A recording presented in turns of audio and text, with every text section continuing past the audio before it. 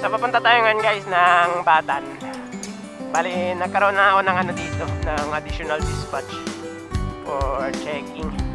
So since nasa Kalibo na rin lang ako, kaya diniretsuhan ko na ano. Medyo matagal-tagal tayo guys hindi nakapunta dito.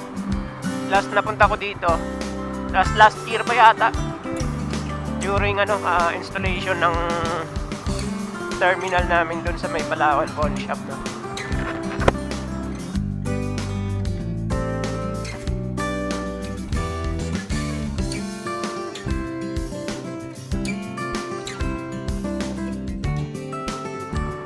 So paglagpas ng Altabas Town, so kumaliwa tayo at medyo malayo-layo pa to galing dun sa Altabas Highway.